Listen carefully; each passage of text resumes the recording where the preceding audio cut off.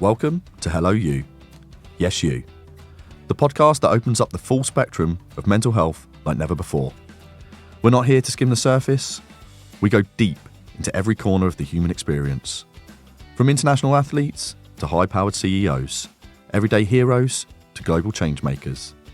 Our guests bring raw, real, and radically different perspective on what mental health really means. This is your space, a place for truth, stories, and connection. Whether you're thriving, surviving, or somewhere in between, we're here to remind you you're not alone. So pull up a chair, take a breath, and let's talk about the stuff that matters. Welcome to the most open, honest, and inclusive mental health conversation in the world. I'm your host, Dan Darwin, and welcome to Hello You. Hello You would like to thank our title sponsors, the Loss Prevention Department at Next PLC. And welcome to another episode of Hello You. And today my guest is Sophie Wilson. Sophie, lovely to meet you. For my listeners and viewers, could you introduce yourself, please? Lovely to meet you, Dan. So my name's Sophie Wilson. I'm the founder of Tuesday Media, and it's a PR agency working with positive change-making clients, helping them to tell their stories. That's amazing. And you've got your own story. I have. And let's obviously, this is what drove you into doing what you're doing now? Yeah, exactly that. Okay. And take me back to where it all began. Okay, so I basically now that there is a story behind what I do. So I run a PR agency and I help people tell their stories in the press and in the media. And I always did work in broadcast, but kind of selling and marketing technology products. It didn't really satisfy my soul. I'm not going to lie. So I enjoyed working in the broader media. I've always found that quite fascinating. But at the age of 30, I decided that I'd had enough of the whole scene and money making. And I kind of took a year out and I went to India and did a whole year of Eat, Pray, Love and all of that stuff. And when I came back, I decided to set up as a freelancer, helping people tell their stories, because that was really what I felt that I was passionate about. So I'm from the north originally. I don't know if you can hear a twang, but I had been living down south for a long time, living in London, having my career there. And I had a really, really good friend, Gareth, who I'd met in my very early days of being in London. And we were best mates. He supported me in everything I did. And we just had an absolute great time together in 10 years in London in our roaring 20s. Gareth was inspired by my trip when I came home to go on his own trip. And he went off traveling. He was qualifying to be an accountant. You know, he also sort of had enough of the London vibes and went off on his own adventure around Asia. And one day I was sitting at my desk. I was doing freelance stuff in storytelling, you know, trying to sort of get myself out there. And I got a phone call to say that he'd gone missing, and he'd been missing for 3 days. And this was somewhere in Asia. And, you know, could I help? So it was literally Friday evening. I called another friend of mine who was also, Gareth had introduced me to him. And this guy was a journalist. And we decided very quickly to set up a press campaign to basically raise the alarm, raise awareness that Gareth had gone missing. And we did that along with another friend of ours. And then in all of the kind of mayhem, they elected me to be the spokesperson for this campaign, which is something that I'd never done before. But when you love someone and when you're desperate to find them, you know, you just kind of step up to the plate, which is what I did. So within an hour, we had a press release out. And I think within the next hour, Sky News TV crew was at my house. And I was, for the first time, telling the story that my friend had gone missing.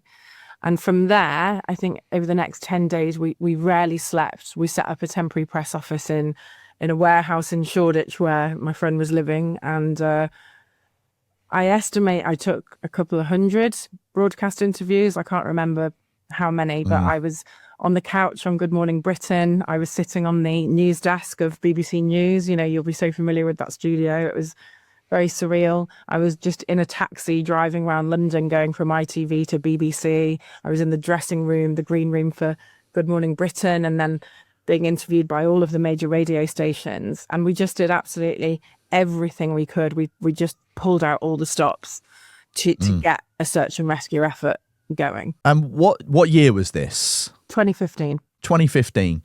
And so this has just been dropped on you on a Friday evening that a very beloved friend of yours has gone missing in Asia. Yeah. When was the last time you'd had contact with Gareth before that? Well, we'd had a party to see him off. So, and you'll be familiar with this. Dates are a bit unclear when you've been through a trauma. Yeah, of course. I think it had been a few months because since I'd actually seen him. I think in the winter time, probably around December, he'd gone.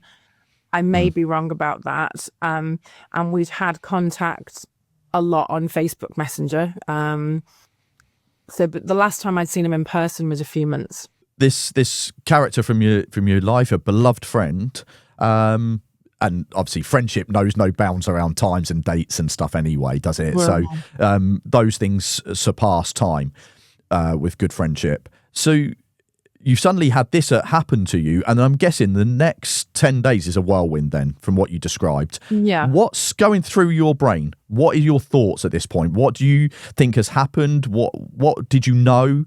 And how are you feeling? Yeah. So it was, and I'd had a hell of a week anyway.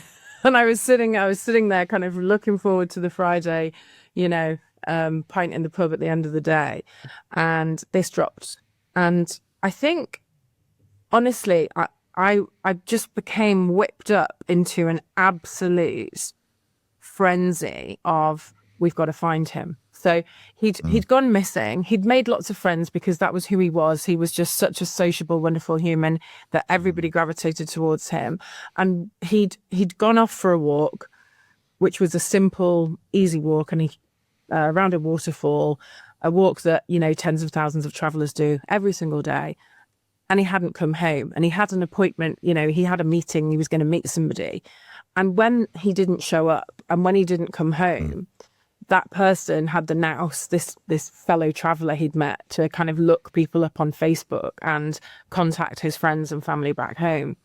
So my first thought was, I'll do anything. And I think I said that to Chris, my friend, who was a journalist and had more experience with this sort of thing, although probably I don't think any of us had experienced a missing persons campaign on this level. But no. I just said, what can I do? And he said, well, you are the spokesperson. You're a young woman. People will be responsive to you. You've just got to tell the story.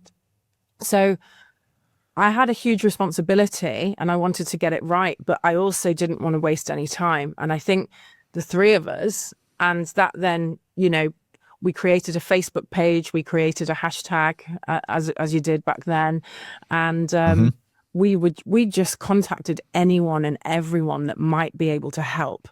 And that went from, we knew someone who worked at Facebook and Facebook gave us free ad credit. We were like tweeting celebrities. Robert De Niro actually shared our campaign. My cousin had an in politics. So we managed to get David Cameron on the phone, and David Cameron asked Philip Hammond, who was the then foreign minister, to fly over there and get the search and rescue effort going. Now, at the same time, we had Gareth's family who we were dealing with, and it became a coordinated effort, essentially, of his friends back home and his family, and his mum flew out there. So I think all I was thinking was, we've got to get him home. We've got to get him home. We've got to find him. We can find him, and we're going to leave no stone unturned to do so. And it definitely sounds like you didn't leave any stone unturned at this point, because you're appearing in all these different media platforms, TV. You're doing global interviews. What in your dark moments when you're on your own, what was going through your brain at that point? What was your actual thoughts about this? Did you have any thoughts about what potentially might have happened?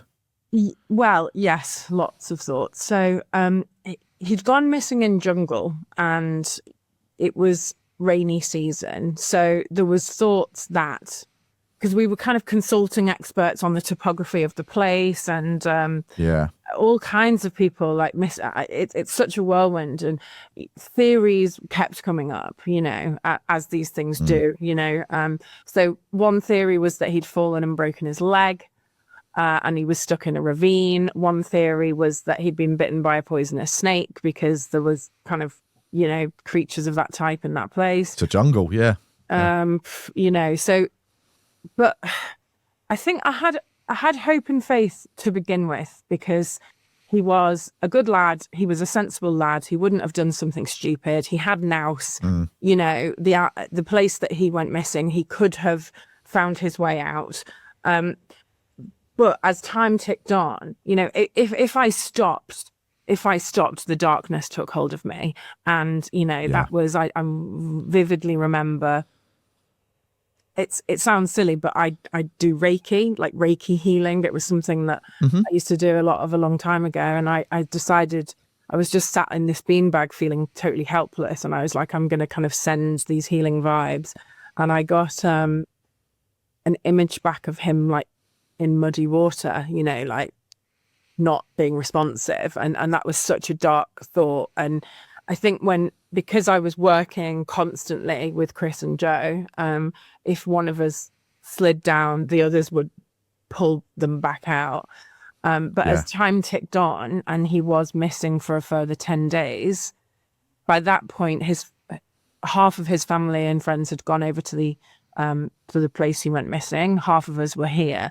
And because of the time lag, we would go to bed having done a full day of just activity, everything we could, changing the media narrative all the time to think of new angles to keep the journalists interested once they were there. Yeah. And then we'd wait, I would wake up expectantly, like looking at my phone, because I knew by that point it would be kind of midday in Asia. And every day there was nothing. And we were putting more and more resources there.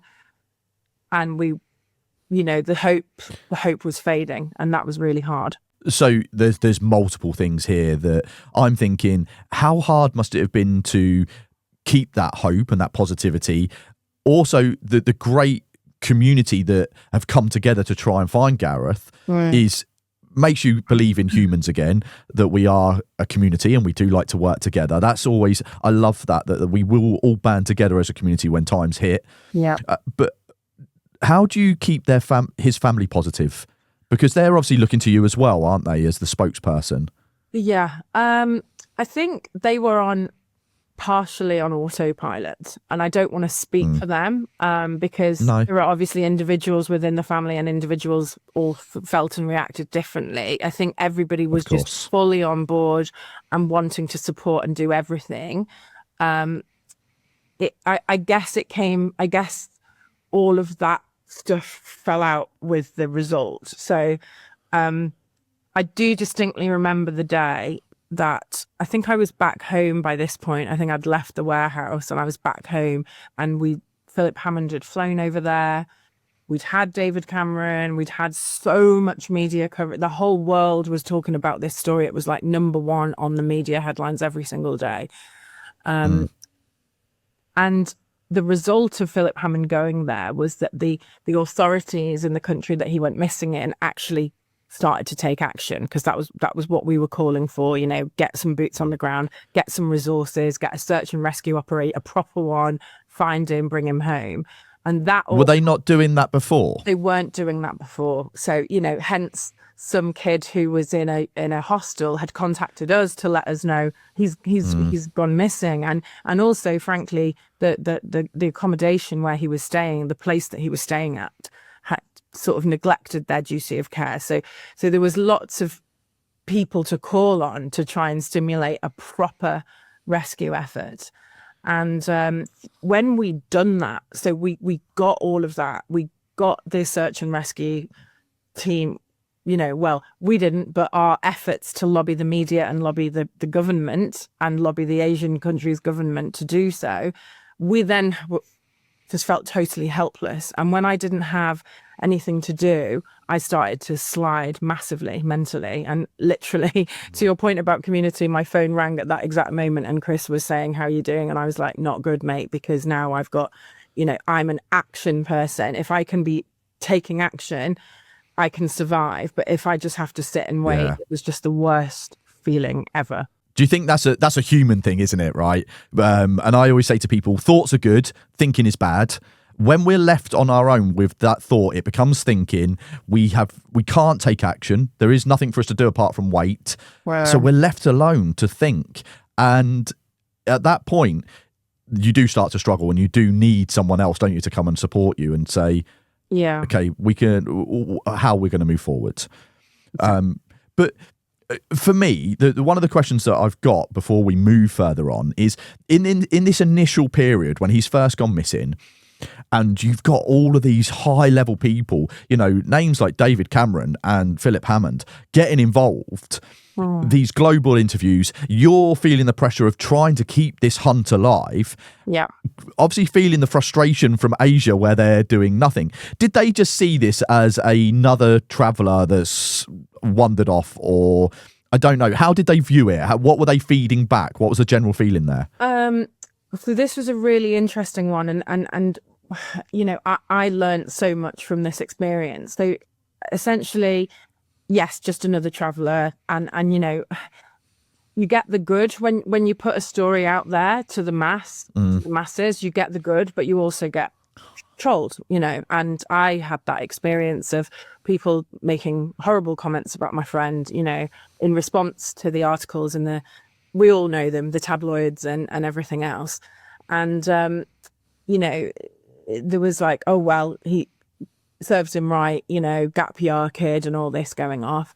So there was a neglect of duty of care from the local police, which could have to do with many reasons. I think just lethargy, not the same kind of standards that we have, perhaps an expectancy that, this is just another kid, stupid kid that's traveling and hasn't looked after himself properly.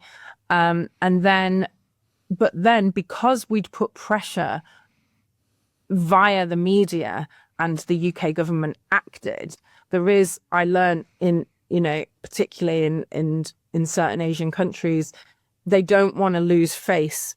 So there was then a big response of their kind of, I don't know if it was military or I think it was their police, sending out pictures on the newswire of them going there and in their kit. And, they wanted then everybody to know that they were acting. But we made a bit of a mistake because we kind of kept the shaming story going a little bit too much, and then we were told that actually that would be really bad. We now have to be very thankful to the authorities for being there, and we had to kind of play a game, and all the while we were deploying new strategies and tactics to keep the story alive. So and people did disagree at certain points. So, there was one theory that I think we went a bit too far in consulting a military expert who suggested something. And then we had to pull that story because that would have distracted from the main focus. Lots of stuff was misreported. I think just in the pure fastness that media turns around these days, especially digital media. Some people got his age wrong. There was some confusion because he was from Leeds, but he lived in London. His occupation wasn't always reported correctly, and certain members of his family were upset about those things. But ultimately, we had to say their details, they don't matter. We need to get the result, which is we need to get him home. Yeah, I agree. I think so. At times, people want to focus on little things because it makes them feel better, because they're things they can actually change and get in touch with someone and go, well, no, his actual age was this, or he was from Leeds, but he's living in London, and they're little things that people can focus on. And much like you said to me, you like it when you're doing something. That's what do people. But it also upsets people, doesn't it, that they don't know this person and they're reporting his life and this story, and they don't actually know him, and that again has trigger points for people. Very much so. And I think even, I learned hard lessons. The media can be an absolutely incredible tool. And ultimately I did take that away from this, but it has consequences. It chews you up and spits you out, and it's ruthless. And once it's going, and then when you don't want it anymore, it's still there. One journalist, actually, I can't remember who he was, but I remember he was from the BBC, interviewed me outside New Broadcast House, and I gave him all of my key messages about what we wanted, to do. And then he went off and created his own little script and theorized that Gareth had gone swimming and not come back, which was just totally unhelpful to what we were trying to achieve. So, but then, Susanna Reid and Ben Shepherd on Good Morning Britain were totally compassionate and really care, that it came across to me that they actually cared. They weren't just sort of doing it for the camera. So I guess it's people, isn't it? It's like everything. You get good people and bad people. Of course. And I think there's, like you say, you're doing a deal with the devil sometimes with the media train, because once it starts, it does take that mile and a quarter for it to stop afterwards. And it's on this roll. And some of them don't care about the person they're reporting. They just care about the story for them and what it's going to do. And then I do think there are genuinely people in the industry that do care and want to promote the story to really help other people. And hopefully that's what we're doing with this show as well, right? Yeah, definitely. So we're moving on now. So how long's Gareth been missing now? So again, I think I'm going to say 10. I think the total missing time was 10 days. And I think it was 7 days that we did the campaign. But Again, I need to fact check that. Still a long period of time, isn't it, for someone to be missing? Without in a hot country, without supplies. So every day hope dwindled, every single morning, particularly when we had everything there. I think the first few days we were just fueled by hope and love and faith, and things were happening and we were seeing action. But the worst part was, I feel like it probably was by Sunday night, the action was in place and we weren't getting anywhere, every morning I'd think most of the days gone in Asia. Why haven't they found him? So move me along the story of what happened next. So one morning, as usual, we were on a Skype. This was how long ago it was. We were on our morning Skype. So that was the team in the UK, which was, the self-organised team, me, Chris, Joe, Gareth brothers, and members of the UK family and friends. We were Skyping with his mum and friends who'd gone over to help where he went missing. And suddenly... So by this point, the cameras were on, the cameras were there, the media was there where he'd gone missing. And then suddenly a link popped up on my screen. Someone shared a link with me. I think it was on, again, Facebook Messenger, that a body had been found. And at that point, then the Skype sort of ended abruptly. And I started to absolutely lose my, what. And I was talking to a friend and I was saying the body was wearing shorts. He was wearing, he wore shorts and he was like gently saying, Soph, look, everybody wears shorts when it's hot. And I knew, I knew it was him. And that was how we found out that, a body was found. And because we'd let loose, the media was there, they actually knew before his mum knew. So that's how we found out that, and that's what I'm talking about, the nature of, I won't say it's not paparazzi is not exactly the right definition, but once you've unleashed it, and that was the tragedy of the moment. And I think we all knew, but we had to wait a further week or so for DNA testing to confirm that the worst. Again, that's something that probably doesn't move as fast in Asia as you would expect it to here, given the standards that we operate by. So that must have been torture for not only for you, for the family. It's a horrible, horrible way for his mum to find out. But those, are you thinking, is there any hope left there in you at that point? Yeah, there's always hope. There's always hope. And I think it's funny going back to it because I remember that on that day, I don't know how, I got on a train and I crossed London because I was living in West London at this point, and all of us, including Gareth, we'd all been based in East London. So I got on, and we always used to go to this same pub every Sunday and, you know, have this cast of characters around us. So the natural place to gather was our pub. And I remember kind of, I think I was holding it together or sobbing on the train on the overground. And then I met Chris at somewhere in Shoreditch at the station, and we just kind of broke down. And then I cannot remember, like that whole day, people just gathered and we were all just, and I think I'd been holding everything together so much for the cameras. You know, I'd not shown any emotion. I'd had to be very clear and on message and professional. And I remember, I think I drank like 5 pints of really strong beer and collapsed into a howling mess and had to be like accompanied home to the warehouse where we'd all been. We all sort of slept over there. And I woke up in the middle of the night, just felt like it was the darkest moment of my life, honestly. Yeah. Because we knew it was him, even though we didn't know. We knew, you know. And there was the horror of waiting, and very unfortunately, and this is a bit of a graphic detail, but he had been submerged in water, so he was not identifiable, and therefore had to be identified through a DNA test. So yeah, unfortunately, the water does have that effect on the body, unfortunately, and it is not very nice. But I can imagine the waiting, the not knowing, the thoughts that are going through your head, all of that stuff. And the human brain runs scenario after scenario because it likes to do it.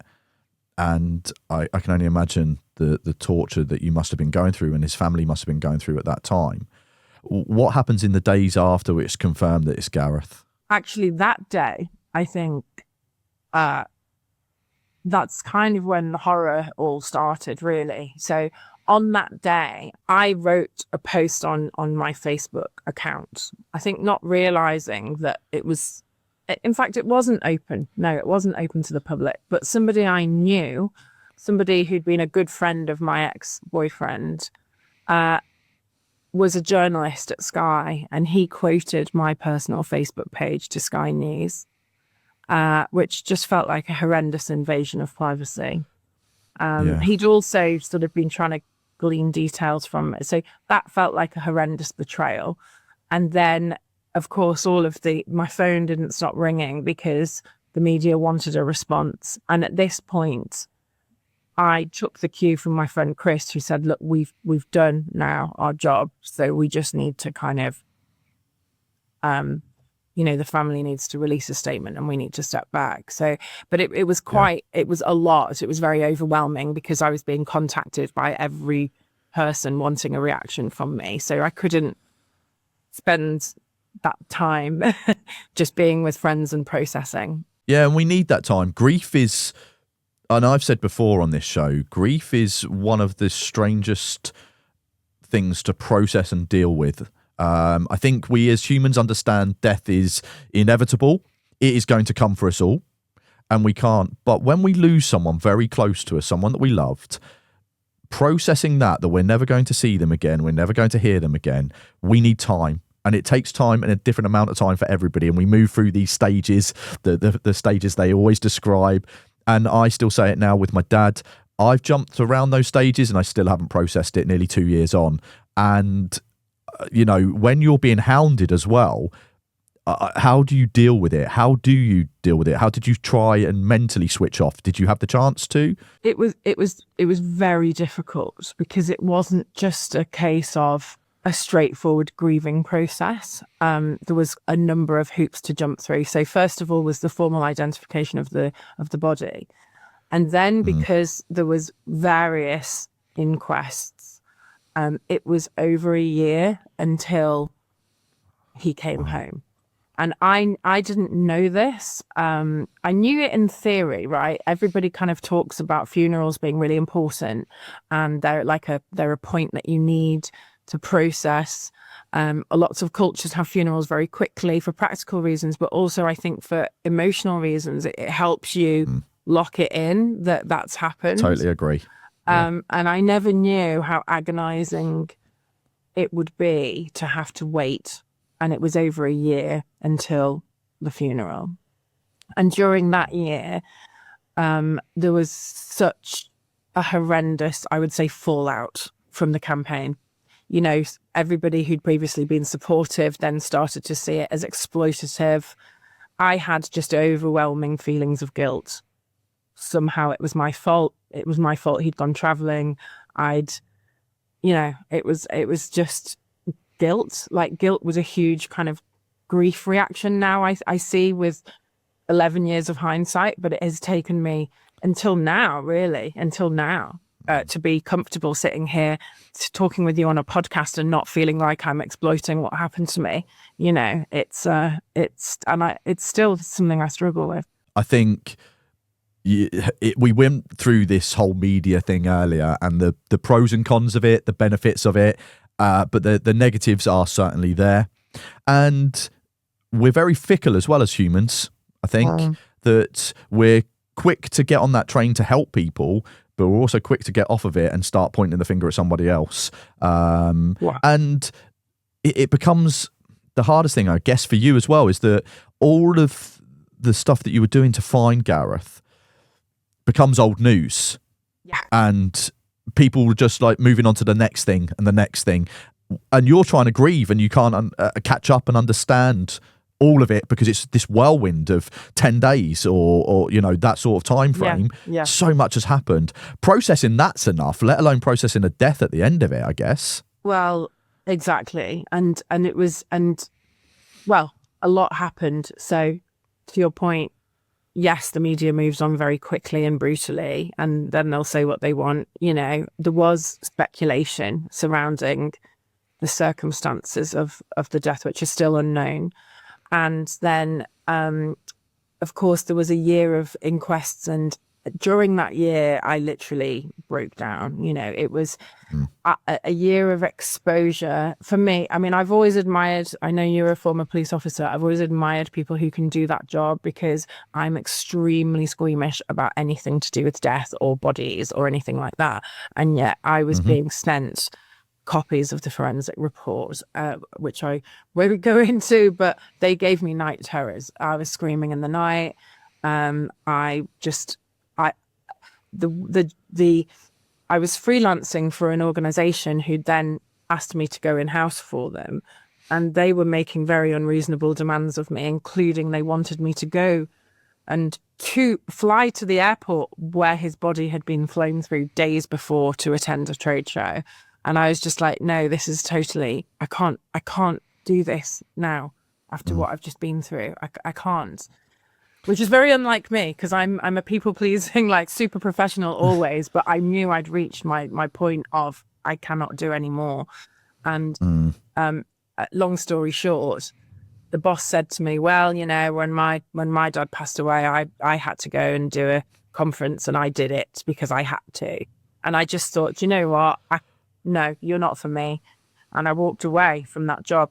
I walked away. And I congratulate you for doing that because, and I'm guessing we're going back to that time, 2015. We're going 10 years back. Mental health stuff has always been around. We didn't understand it properly back then. And people were still in that era of man up, pull yourself together.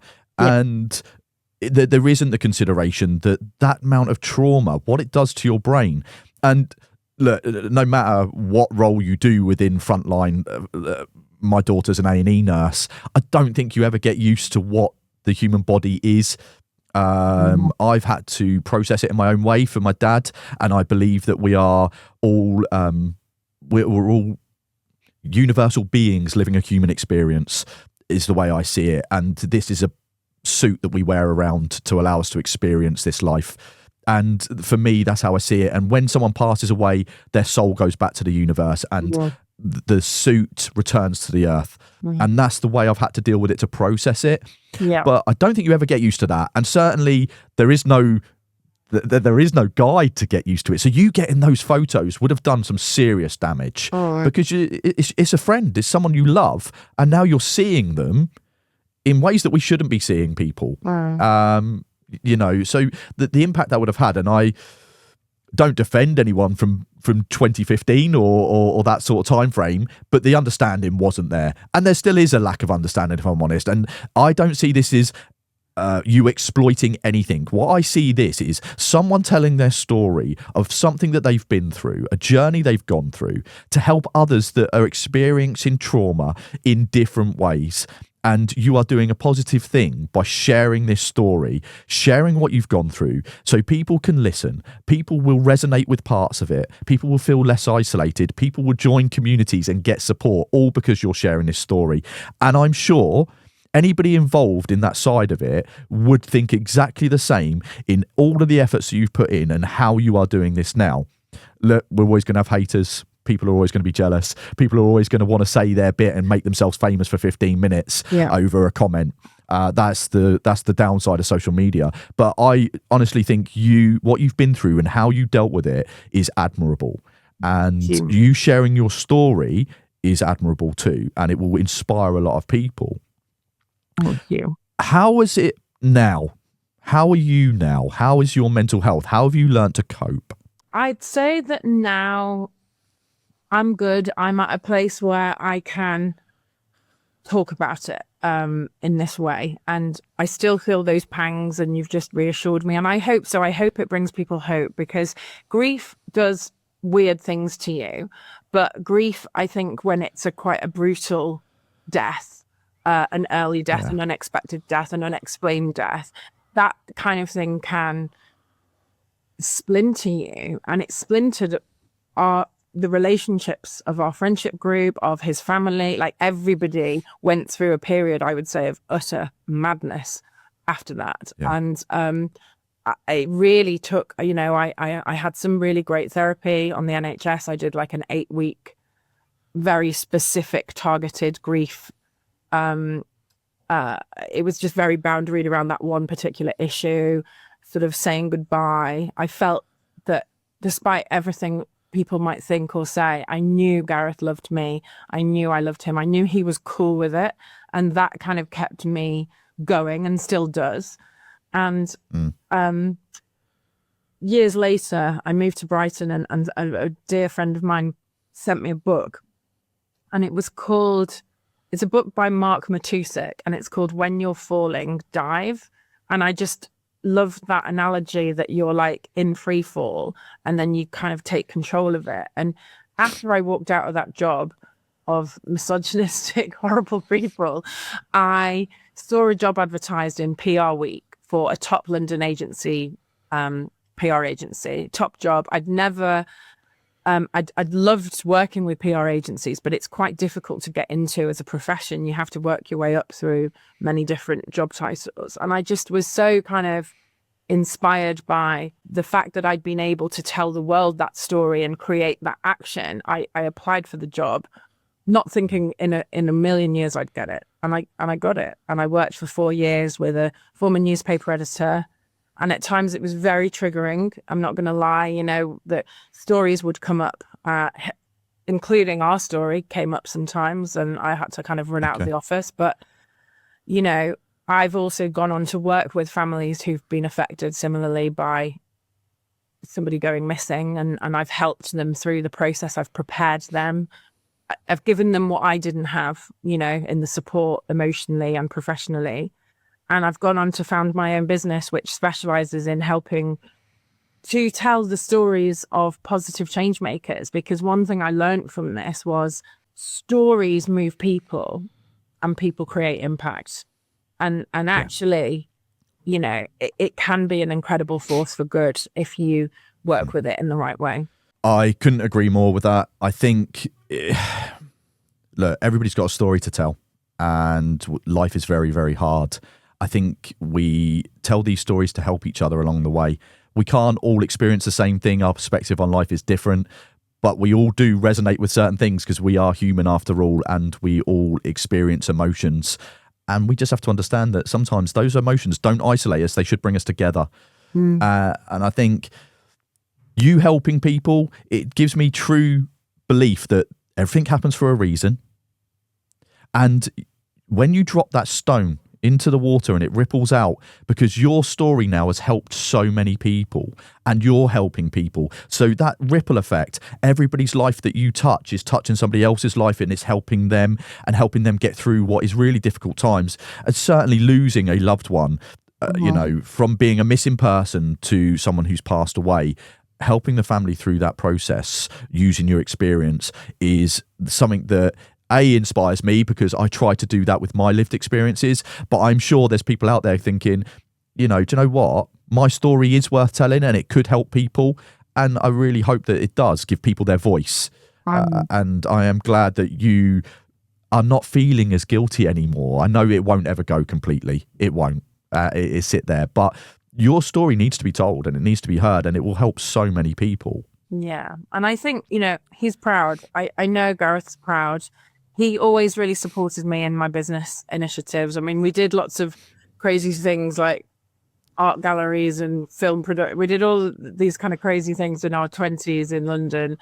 And I know he'd be so proud of what I've achieved. And the best thing is, you know, he was such a connector of people, and Chris remains one of my best friends to this day. You know, I've met so many brilliant people through him, and our relationships have endured, you know, that he kind of connected us together. And look, I'm sure this will, again, intrigue people. And people will look at Gareth's story again now. And like you said, you've worked within that environment where your story cropped up a few times. And it is always going to be difficult, isn't it? Because you have to relive it. And this is hard for you. And I'm sure you'll have to go away and decompress and relieve some of that triggering that will happen from telling your story again. People are going to look this up, is my point. There's no ending to this, was there? It's open still. With various conspiracy theories going through. Yeah. Is that correct? Yeah. I mean, unfortunately, due to the nature of the, well, a number of things. So because evidence wasn't gathered contemporaneously, a lot of it was tampered with. And that was largely due to the fact he was in a hostel, you know, in a little place where backpackers come and go, and the local authorities did not gather forensic evidence sufficiently, didn't take the statements. And in fact, our team did a lot of their own, sending a private detective over and all of the rest of it. There was a lot of work went in on our side. But, you know, you can only go as far as the evidence takes you. Now, the other point, which obviously is horrific, the level of decomposition meant that the cause of death was unknown and not able to be sort of substantiated. So I am sure there are theories. I'm sure somebody out there knows something. And, you know, for a long time, that really bothered me. And I know it bothered a lot of other people involved too. But there comes a point where you have to have a kind of peace with something. And, you know, I do know for sure that some people just wanted to be at peace with the knowledge that we had. And the others possibly wanted more of a fight for justice. But that fight, you know, takes time, resource, and sometimes never gets you anywhere anyway. So I think I made a decision a long time ago that to kind of lay that to rest for me, and maybe at the right point in the future, and you know, really crucially with the support of Gareth's mum and family, that, you know, maybe we could reopen that. But that is not on the agenda as far as I'm aware for any of them, because they've had to get on and deal, you know. Yeah, and they've had to find their own closure. Yeah. And we see this with international incidents involving UK nationals. We do see a lack of evidential standards, and it makes it very difficult. And I think we have to then think we need closure. And like you say, it's hard enough waiting that year for a funeral. That is our way of saying goodbye. That is part of our closure process. That is the part that starts our grief cycle. And we're waiting for that. And I think sometimes it's better to have that closure knowing, actually, am I opening this can of worms for a reason? Or, you know. I mean, we brought him home, and I think when people ask me, was the campaign a success? I say, well, we brought him home, and okay, he was not alive, but we were able to bring him home. Ultimately, we were able to bury him, cremate him, lay him to rest.